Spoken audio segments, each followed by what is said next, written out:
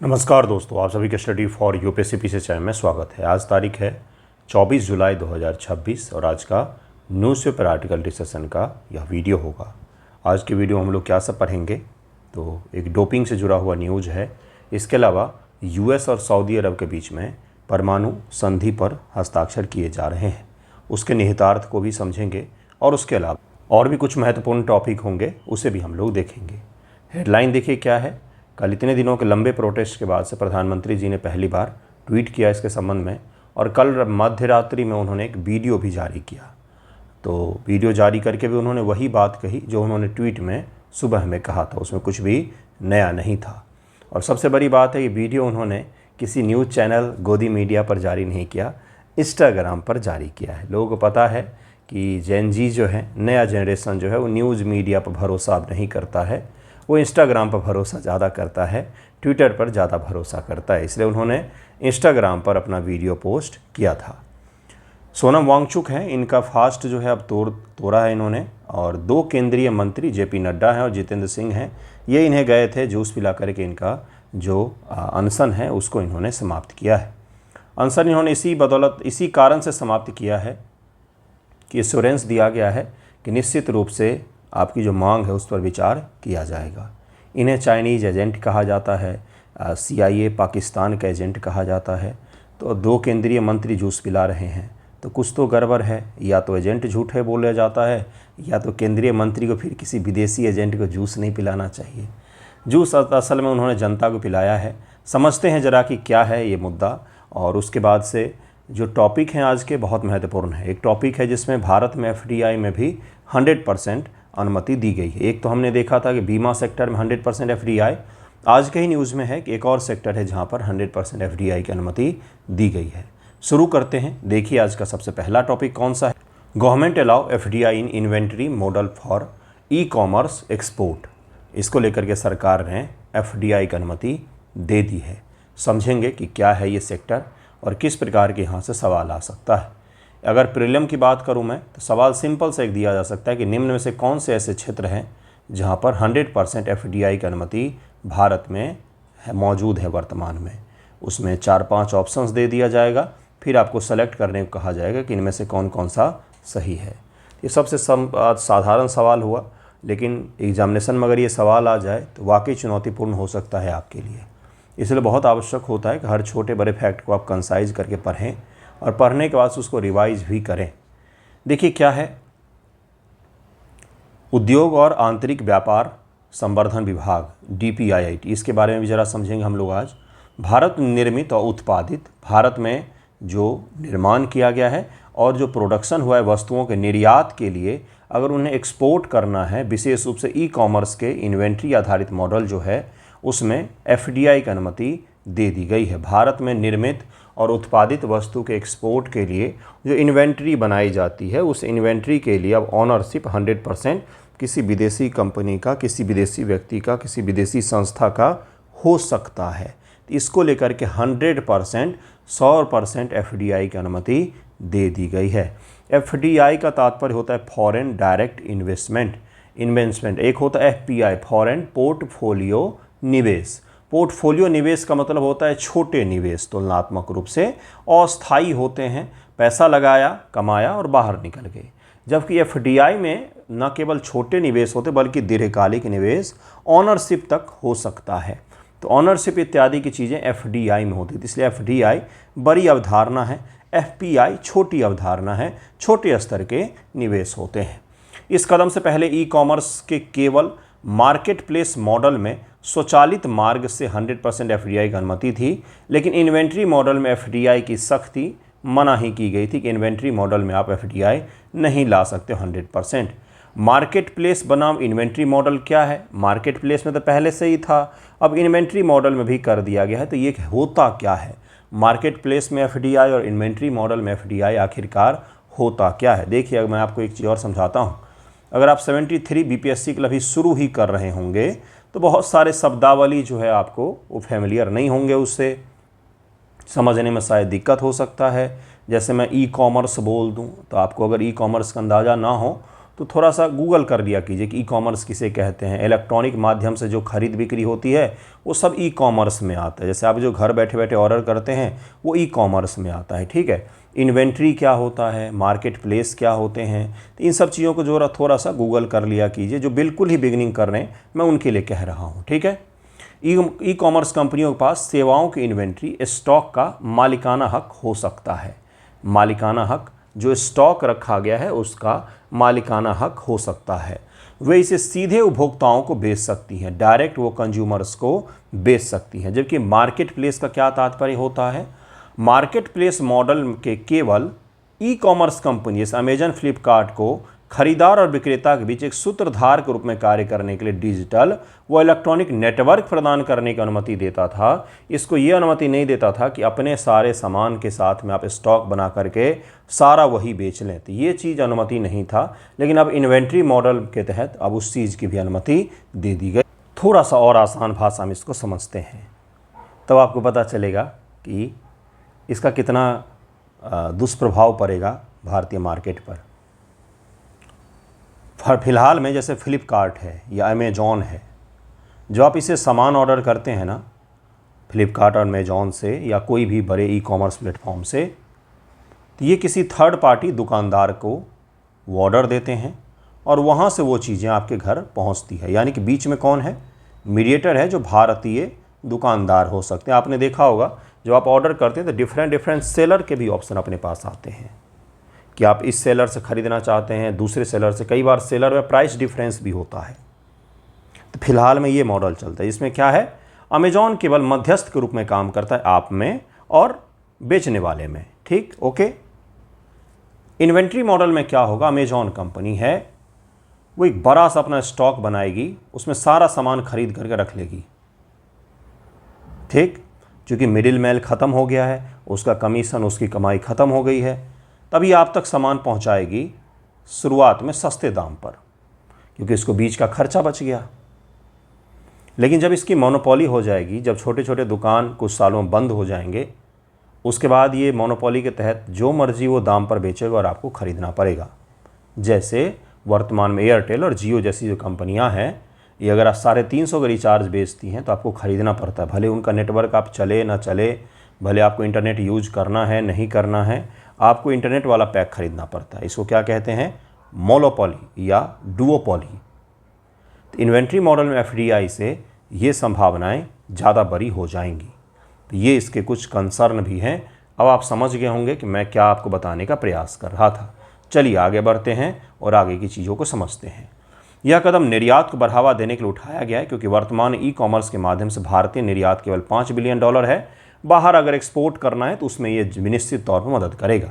जबकि इसके मुकाबले चीन का निर्यात $300 बिलियन है। एमएसएमई क्षेत्र ने भी सरकार की इस मॉडल में एफडीआई की अनुमति देने की मांग की थी, ताकि निर्यातकों पर अनुपालन बोझ कम हो, ठकाऊ कागजी कार्रवाई को बड़ी कंपनियों द्वारा बेहतर ढंग से संभाला जा सके।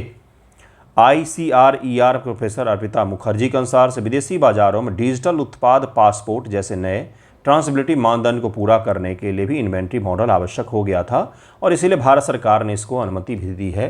क्योंकि हमारे एक्सपोर्ट पर कहीं ना कहीं बाहर के देशों में जो हम एक्सपोर्ट करना चाहेंगे उसको लेकर के हमें ज़रूर सहूलियत मिलेगी। और सरकार ने जो अनुमति दी है मुख्य रूप से वो एक्सपोर्ट सेक्टर को बूस्ट करने के लिए ही दिया है। तो दोनों चीज़ें हैं इसकी। थिंक टैंक ने चेतावनी दी है कि निर्यात और घरेलू बिक्री के लिए अलग अलग इन्वेंट्री बनाए रखना व्यवहारिक रूप से मुश्किल होगा। यही वो कंसर्न है जो मैंने आपको बोला। सरकार ने तो मुख्य रूप से कहा है कि जब आप एक्सपोर्ट करेंगे तो उसके लिए आप इन्वेंट्री बनाएं, लेकिन जो चेतावनी दी जा रही थिंक टैंक के द्वारा कि घरेलू मॉडल पर पता चला ये कंपनियां बेचने लग गई, तो घरेलू और विदेशी एक्सपोर्ट अगर हमने इनमें अंतर नहीं किया तो हमारे यहाँ के छोटे प्लेटफॉर्म हैं वो कहीं ना कहीं इससे दबाव में आ सकते हैं। और विदेशी वित्त पोषित प्लेटफॉर्म द्वारा इस मॉडल को घरेलू बिक्री तक विस्तारित करने का दबाव अनिवार्य रूप से बढ़ेगा। सरकार ने फिलहाल में घरेलू तक इसको एक्सटेंड नहीं किया है, लेकिन अगर घरेलू तक एक्सटेंड हो जाएगा तो वाकई बहुत ज़्यादा मुश्किल पैदा हो जाएगा। फिलहाल में सरकार ने एक्सपोर्ट तक इसको लिमिटेड रखा है। इन्वेंट्री मॉडल समझाने के लिए मैंने आपको उदाहरण भी दिए हैं, आपको समझ में भी आ जाएगा। डिजिटल उत्पाद पासपोर्ट क्या होता है, किसी भी वस्तु का विकसित देश विशेषकर EU में लागू होने वाले ऐसे कड़े नियम हैं जिसके तहत किसी उत्पाद के पूरे जीवन चक्र के डिजिटल रिकॉर्ड को बनाए रखना अनिवार्य होता है। यानी उत्पाद कहाँ बना, किन सामग्रियों का उपयोग हुआ, उसकी पूरी यात्रा क्या रही, कहाँ से कहाँ आया, कहाँ से कहाँ आया, इसको हम वस्तु का डिजिटल पासपोर्ट कहते हैं। मतलब उस वस्तु के बारे में पूरी जानकारी उसमें दिया हुआ रहता है। DPIIT क्या है भाई? उद्योग व आंतरिक व्यापार संवर्धन विभाग है। भारत सरकार के वाणिज्य और उद्योग मंत्रालय के अधीन कार्य करने वाला एक प्रमुख केंद्रीय विभाग है। वर्ष 2019 में आंतरिक व्यापार को इसके अधिकार क्षेत्र में शामिल करने के बाद से इसका नाम औद्योगिक नीति संवर्धन विभाग से बदल करके DPIIT कर दिया गया। DIPP पहले इसका नाम था, अब इसका नाम DPIIT कर दिया गया है।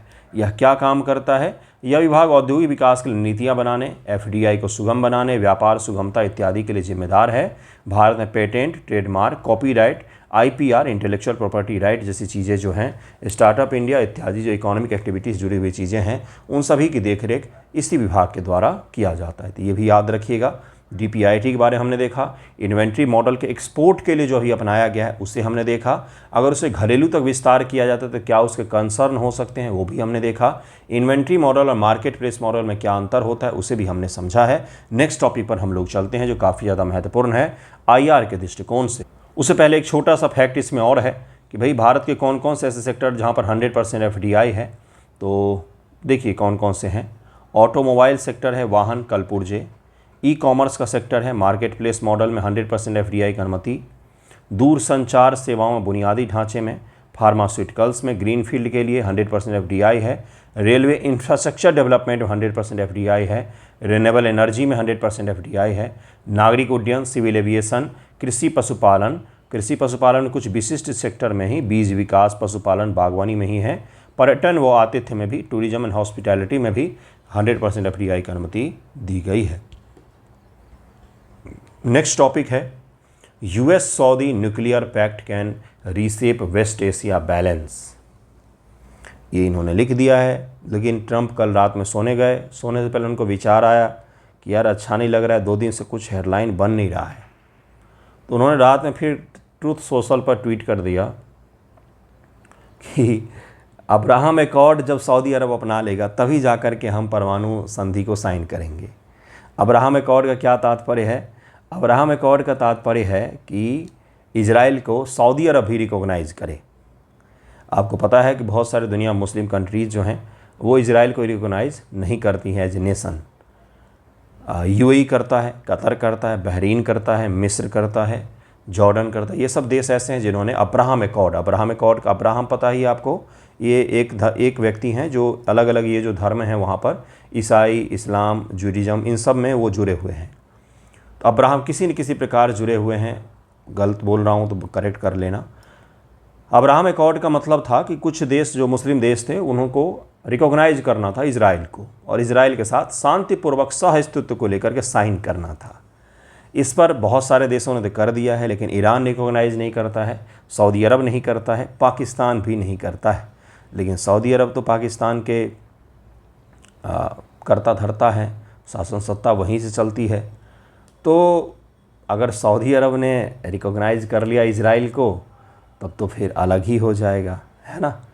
तो US ने पहले रखा कि भाई आप साइन कर लो nuclear deal, nuclear pact. Bharat ने भी न्यूक्लियर पैक्ट साइन किया हुआ है। मनमोहन सिंह जी की सरकार थी, आपको याद होगा, और उस दौरान मनमोहन सिंह जी की सरकार के खिलाफ अविश्वास प्रस्ताव भी लाया गया था, है ना। तो अब सऊदी अरब भी साइन करना चाह रहा है, लेकिन उसको एक शर्त रख दिया गया, अब जिसके बाद पता नहीं अब क्या होगा। इसमें एक चीज़ और है कि इस न्यूक्लियर डील में इस क्लॉज को शामिल नहीं किया गया कि आप सख्ती से इसका उपयोग केवल सिविल न्यूक्लियर पर्पस से ही करोगे। इसके कारण से ये भी संभावनाएं जताई जा रही है कि सऊदी अरब और पाकिस्तान जो है, चूँकि बहुत गहरे मित्र हैं, तो वो कहीं ना कहीं इस न्यूक्लियर संवर्धन का उपयोग बम बनाने के लिए न कर ले। ईरान को तो रोका जा रहा है बम बनाने से, और अगर सऊदी अरब के साथ न्यूक्लियर डील साइन होता है तो क्या पता वो बम बना ले आने वाले भविष्य में। इससे वेस्ट एशिया जो है उसका वेपनाइजेशन का भी खतरा बढ़ गया है। कॉन्फ्लिक्ट और अविश्वास की भावनाएं और बढ़ जाएंगी। गांव के चौधरी का कर्तव्य रहता है कि आपस में सब लोग लड़ते रहें, जिससे उसकी चौधराई जो है वो बनी हुई रहे। तो यही चीज़ अमेरिका कर रहा है यहाँ पर। सऊदी अरब की स्थिति देखिए, US के राष्ट्रपति उसको बोल रहे हैं कि अब्राहम एकॉर्ड साइन करो, और वो जवाब नहीं दे पा रहा है। अमेरिका और सऊदी अरब ने ऐतिहासिक नागरिक परमाणु शक्ति समझौते की घोषणा की है, लेकिन फिलहाल अब ये अटकता हुआ दिख रहा है, जो संभावित रूप से सऊदी अरब को अमेरिकी तकनीक का उपयोग करके परमाणु रिएक्टर बनाने की अनुमति देगा। परमाणु रिएक्टर बनाने की अनुमति देगा। एक ही चीज़ है, एक ही चीज़ का उपयोग बिजली बनाने के लिए करो या किसी देश को बर्बाद करने के लिए करो, दोनों पर्पज से कर सकते हैं। तो ये फिलहाल में जो किया जा रहा है परमाणु रिएक्टर बनाने के लिए किया जा रहा है। 30 वर्षीय शांतिपूर्वक परमाणु सहयोग समझौता अनिवार्य रूप से 1-2-3 समझौता 1-2-3 समझौता के रूप में भी जाना जाता है। 1954 के अमेरिकी परमाणु ऊर्जा अधिनियम की धारा 1-2-3 के तहत अमेरिका को अन्य देशों के साथ महत्वपूर्ण परमाणु सहयोग करने में यह सक्षम बनाता है। परमाणु सहयोग करने में यह सक्षम बनाता है, इसीलिए भारत में भी 1-2-3 समझौता, अगर आपको याद हो मनमोहन सिंह जी की सरकार के समय में तो बहुत ज़्यादा चर्चा में रहा था 1-2-3 समझौता। 1-2-3 में बहुत विरोध प्रदर्शन भी हुआ था। एक काम था जो भाजपा कांग्रेस ने मिलकर के किया था कि न्यूक्लियर डील को भारत में पास करवाया गया था। उस समय तो सरकार गिरने की नौबत आ गई थी। जो उस समय के यूपीए गवर्नमेंट थी उसके सपोर्टर पार्टियां थी, उन्होंने उसमें से कई सारे ने अपोज किया था, जैसे कम्युनिस्टों ने, और भाजपा ने समर्थन किया था। तो ये अद्भुत सा भारत में कोइंसिडेंस था, जो सरकार के विरोधी थी वो सरकार के समर्थन में थी, और जो सरकार के समर्थन में थी सरकार की विरोधी बन गई थी। तो ये 1-2-3 समझौता वही है, बस अब इसको सऊदी अरब भी अपना रहा है। अब्राहम एकॉर्ड की शर्तें क्या हैं? राष्ट्रपति डोनाल्ड ट्रंप ने स्पष्ट किया कि यह नागरिक परमाणु समझौता केवल तभी लागू होगा जब सऊदी अरब इजराइल के साथ संबंधों को सामान्य करने के लिए अब्राहम एकॉर्ड में शामिल होगा। अब यहीं पर पेंच फंस गया कि अपने संबंध जो है वो सामान्य करो। अभी भी सऊदी अरब जो है इजराइल के साथ उसकी शत्रुता नहीं है, लेकिन वो उन बड़े देशों में से एक है जिसने अभी तक इसको रिकॉग्नाइज नहीं किया है। बाकी तो यूएई ने कर लिया। हालांकि सऊदी अरब की लंबे समय से यह स्थिति रही है कि वह इस समझौते पर तब तक हस्ताक्षर नहीं करेगा जब तक कि फिलिस्तीन के स्वतंत्र राज्य बनाने के लिए कोई स्पष्ट रोड मैप न हो। इजराइल ने ट्रंप की शर्त का स्वागत किया है। इजराइल ने कहा भाई ये तो अच्छी बात है, अगर सऊदी अरब हमें स्वीकार कर लेता है, सऊदी अरब के साथ हमारी जो संबंध हैं वो फॉर्मल हो जाते हैं, तो पाकिस्तान क्या चीज़ है, वो तो उसके पीछे पीछे ही चलता है। जबकि यूएई और बहरीन ट्रंप के पहले कार्यकाल के दौरान इस समझौते पर हस्ताक्षर कर चुके। इस समझौते के तहत कथित तौर पर सऊदी अरब को यूरेनियम संवर्धन, इनरिच यूरेनियम करने की अनुमति दी जाएगी। विशेषज्ञों की चिंता है कि यद्यपि यह मुख्य रूप से ऊर्जा के लिए है, लेकिन इस सामग्री का उपयोग परमाणु हथियार बनाने के लिए भी किया जा सकता है, क्योंकि सऊदी अरब के चीन और उसके साथ में पाकिस्तान के साथ बहुत अच्छे संबंध हैं, रूस के साथ भी उसके अच्छे संबंध हैं, और वहाँ पर कोई डेमोक्रेसी जैसा सिस्टम भी ना है, जिसके कारण से वहाँ पर सवाल भी नहीं पूछा जा सकता है, ट्रांसपेरेंसी भी नहीं है। तो इसलिए कम्प्लीटली ये माना जा रहा है कि ये वेपनाइजेशन कर रहा है अमेरिका परमाणु डील के बहाने। और अरब कंट्री में अभी तक किसी के पास परमाणु वेपन नहीं है, तो उसको परमाणु शस्त्र देने जा रहा है। इस समझौते में ईरान पर थोपे गए कड़े संयुक्त राष्ट्र निरीक्षण जैसी कोई जो ईरान पर लगा हुआ है, यूएन का इंस्पेक्शन इत्यादि, वो इसमें शामिल नहीं है, जिससे पश्चिम एशिया में हथियार की होड़ शुरू होने की आशंका हो सकती है। और ये जो चाह रहे हैं कि ईरान हमें ये एश्योरेंस दे कि हम परमाणु हथियार नहीं बनाएंगे, अब वो एश्योरेंस भी इनसे मिलने से रहा, क्योंकि सऊदी अरब को अगर ये परमाणु डील कर रहे हैं, ईरान चाहेगा कि उसके पास भी हथियार हो, क्योंकि ये दोनों पुराने दुश्मन हैं, शिया सुन्नी की लड़ाई है। लागू होने से पहले इस समझौते के अमेरिकी कांग्रेस के दोनों सदनों द्वारा पास किया जाना है, जो एक कठिन कार्य साबित हो सकता है, क्योंकि अमेरिका में सऊदी अरब को लेकर के सही इमेज नहीं है, क्योंकि एक राजतंत्रीय व्यवस्था है, वहाँ पर लोकतंत्र नहीं है, इसलिए वो उसको सपोर्ट नहीं करते। हालांकि वो किसी को भी सपोर्ट कर सकते जिससे उनका बेनिफिट हो। इसके अतिरिक्त ट्रंप संगठन के सऊदी अरब के साथ व्यापारिक और वित्तीय संबंधों को लेकर के भी हितों का टकराव है, जिसके कारण से सवाल उठाए जा रहे हैं। लॉन्ग टर्म इसका क्या इम्पैक्ट पड़ेगा वेस्ट एशिया पर? तो हथियारों की होड़ मच सकती है। सबसे बड़ा और सबसे खतरनाक इसका जो कॉन्सिक्वेंसेज है वो यही होगा। ईरान की प्रतिक्रिया और भू राजनीतिक ध्रुवीकरण होगा। जियोपॉलिटिकल पोलराइजेशन जिसको हम लोग कहते हैं, ईरान चीन और रूस की मदद से हथियार को और तेज़ी से डेवलप करेगा, और सऊदी अरब जो है वो अमेरिका के पक्ष के साथ इसको तेज़ी से डेवलप करने का प्रयास करेगा। तो ये रीजन जो है ये हमेशा के लिए कॉन्फ्लिक्ट में चला जाएगा, या तो फिर लंबे समय के लिए शांति में चला जाएगा, है ना। तो दोनों की बहुत ज़्यादा चांसेस यहाँ पर बन रहे हैं। परमाणु खतरा प्रसार हो सकता है। यदि इस समझौते में पर्याप्त सुरक्षा उपाय नहीं है तो सऊदी अरब के लिए परमाणु हथियार विकसित करने का मार्ग जो है वो प्रशस्त हो सकता है। शक्ति संतुलन में बदलाव हो सकता है कि इस समझौते से पश्चिम एशिया में शक्ति की गतिशीलता को फिर से आकार देने की क्षमता है, जिसके कारण से पूरा होड़ मच सकता है। क्योंकि यूएई जो है उसने तो काफ़ी पहले ही, आपको मैंने पढ़ाया भी था, यूएई ने तो काफ़ी पहले परमाणु ऊर्जा का उत्पादन शुरू कर दिया था, अर्थात इनरिच यूरेनियम बनाना शुरू कर दिया था यूएई ने। तो अगर सऊदी अरब इसी प्रकार की चीज़ें करता है और कोई देखरेख के लिए भी उस पर नियमें लागू नहीं की जाती हैं, तो निश्चित तौर पर ये वेस्ट एशिया के लिए सही नहीं होगा। नेक्स्ट टॉपिक है भारत के राष्ट्रमंडल खेलों में डोपिंग का झटका। जब कोई टाइटैनिक डूबती है ना तो पूरी पूरी डूबती है, टाइटैनिक आधी नहीं डूबती है। जब देश का सिस्टम ख़राब होता है ना तो हर क्षेत्र में आपको गलत चीज़ें दिखने लगेंगी। डोपिंग के कारण से हमारे खिलाड़ी बाहर हो जाते हैं। कैसे हम लोग मेडल जीतेंगे भाई? डोपिंग जानबूझ करके ही नहीं की जाती है। मान लीजिए कोई बीमार हुआ, उसको दवाई जो दिया गया वो दवाई को सही से ध्यान नहीं रखा गया कि खिलाड़ी को कौन सी दवाई दे सकते हैं, कौन सी नहीं दे सकते हैं। और उनमें नॉर्मल छोटी मात्रा भी अगर उनकी डोपिंग की पाई जाती है तो उनको निकाल दिया जाता है खेल से। यही चीज़ हमारे साथ हुआ है। हमारे कई सारे खिलाड़ी जो हैं डोपिंग के कारण से बाहर हो गए हैं। और सबसे ख़राब खबर ये है कि डोपिंग के मामले में सबसे ज़्यादा केस भारत में दर्ज किए जा रहे हैं, अर्थात ये हमारे इंटरनेशनल इमेज को तबाह करके रख देगा। खेल प्रतिस्पर्धा में हमारी इमेज को ख़राब करके रख देगा। भारत के राष्ट्रमंडल खेलों में डोपिंग का झटका है। ग्लासगो राष्ट्रमंडल खेलों के शुरू होने से पहले भारत के 2 पदक दावेदारों को डोपिंग रोधी नियमों के उल्लंघन के कारण वापस ले लिया गया है। 2 पदक हमारे दावेदार थे, उनको डोपिंग नियमों के कारण से वापस ले लिया है गेम से। अब वो गेम नहीं खेलेंगे। 78 किलोग्राम वर्ग के जूडो खिलाड़ी अरुण कुमार राष्ट्रीय डोपिंग रोधी एजेंसी नाडा द्वारा अस्थायी रूप से निलंबित करके के बाद टीम से बाहर कर दिया गया। नाडा जो है अपने ही देश की संस्था है, उसने इनको निलंबित किया है। तो नाडा निलंबित करने का काम कर रही है, तो उनको क्यों नहीं किया गया जिन्होंने इस चीज़ के देखरेख नहीं की कि खिलाड़ी डोपिंग कर रहे हैं नहीं कर रहे हैं, या पर्सनल स्तर पर कर रहे हैं, या कुछ और कारण है। प्रतियोगिता के नियमों के कारण भारत उनकी जगह किसी और को नहीं भेज सकता है। इसके कारण सब मेडल भी यहाँ पर हमारे नहीं आएंगे। भारोत्तोलक वेटलिफ्टर थे दिलबाग सिंह को भी ग्लासगो से वापस लौटना पड़ा है, क्योंकि 1 जून 2025 से 22 जुलाई 2026 के बीच भारतीय भारोत्तोलन ने 5 सकारात्मक डोपिंग मामले सामने आए हैं, जिससे भारत का एथलीट कोटा 16 से घटाकर 11 कर दिया गया है। हालांकि भारोत्तोलन संघ ने अधिकारियों ने दावा किया है कि ये जो वापस आए हैं इनकी पीठ के चोट के कारण से वापस आए हैं, न कि ये डोपिंग के कारण से वापस आए हैं। जो भी है, डोपिंग के मामले में हम दुनिया में प्रमुख देशों में शामिल हो रहे हैं, ये हमारे लिए सही बिल्कुल भी नहीं है। भारत का डोपिंग रिकॉर्ड और वाडा का रिपोर्ट क्या है भाई? विश्व डोपिंग रोधी एजेंसी के 2024 के वार्षिक रिपोर्ट में भारत शीर्ष पर है, जहां 260 एथलीट प्रदर्शन बढ़ाने वाली प्रतिबंधित दवाओं के लिए सकारात्मक पाए गए हैं। सोचिए जरा कितनी बड़ी मात्रा में है। इन मामलों में एथलेटिक्स 76 मामले सबसे आगे हैं, भारोत्तोलन 46 मामले हैं। भारत की सकारात्मकता दर, पॉजिटिविटी रेट जो है हमारा टेस्टिंग में, वो 3.6 है, जो दुनिया में सबसे अधिक है। अर्थात सबसे अधिक खिलाड़ी हमारे यहाँ पर डोपिंग के शिकार पाए जाते हैं अगर जांच ज़्यादा की जाती है तो।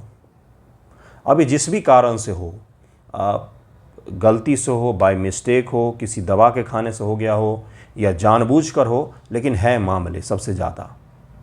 ठीक है, नाडा के बारे में बताऊंगा अभी क्या है ये। CWG कॉमनवेल्थ गेम्स में भारत की संभावनाएं और चुनौती। खेल मंत्रालय ने आयोजन के लिए 126 एथलेटिक्सों सहित 191 सदस्य दलों को मंजूरी दी। भारत की पदक की संभावनाएं पहले से ही कम हो गई, क्योंकि लागत की बाधाओं के कारण शूटिंग, कुश्ती, बैडमिंटन जैसे पारंपरिक रूप से मजबूत खेलों के कार्यक्रम से हटा दिया गया है। ठीक है, 2022 में इस कार्यक्रम को ही हटा दिया गया, वहाँ के खेल में इन चीज़ों को हटा दिया गया है। 2022 CWG में भारत ने भारोत्तोलन में 10 पदक जीते थे, लेकिन इस बार कम हुई टीम के आकार की संख्या पर असर पड़ने की काफ़ी ज़्यादा संभावनाएं हैं। डोपिंग के खिलाफ सरकारी नीतियां जो हैं, 2030 तक राष्ट्रमंडल खेलों की मेज़बानी की तैयारी कर रहा है भारत। ऐसे में अगर हमारे खिलाड़ियों पर डोपिंग के आरोप लगेंगे तो हमारे लिए बिल्कुल भी सही चीज़ नहीं है। राष्ट्रीय डोपिंग रोधी एजेंसी नाडा क्या है? National anti doping agency. इसके बारे में ज़रा समझते हैं। प्रीलियम में नाडा के बारे में पूछा जा सकता है। नाडा भारत में खेलों की डोपिंग नियंत्रण कार्यक्रम को बढ़ावा देने के समन्वय करने, निगरानी करने, क्या कहा जा रहा है, मॉनिटरिंग, कोऑर्डिनेटिंग के लिए जिम्मेदार शीर्ष राष्ट्रीय संगठन है। सबसे बड़ी बॉडी है ये। 24 नवंबर 2005 को भारत सरकार द्वारा सोसाइटी पंजीकरण अधिनियम 1860 के तहत में इसको बनाया गया था। नाडा केंद्रीय युवा मामले खेल मंत्रालय के अंतर्गत कार्य करता है। विश्व डोपिंग रोधी एजेंसी वाडा के नियमों और विश्व डोपिंग रोधी एजेंसी के क्रम के अनुसार से काम करती है। उन्हीं की जो कोडिंग है, कोड ऑफ कंडक्ट है, उसी के हिसाब से यह काम करती है। ये इसमें बताया जा रहा है। प्रमुख उद्देश्य इसका क्या है, तो वही चीज़ें हैं कि भाई एथलेटिक्स जो हैं वो डोपिंग से बचे हुए रहें, और अगर कोई डोपिंग करता है तो उसको खेल से बाहर किया जाए। खेल जो हैं वो सही प्रकार से हो, उसमें डोपिंग इत्यादि का प्रभाव ना हो, यही इसका काम है और कुछ भी नहीं है। तो इसको याद रखिएगा। इसके बारे में भी, नाडा के बारे में भी एक और टॉपिक है जिसको हम लोग कल पढ़ेंगे। आज के न्यूज़पेपर में था DRDO से जुड़े हुए।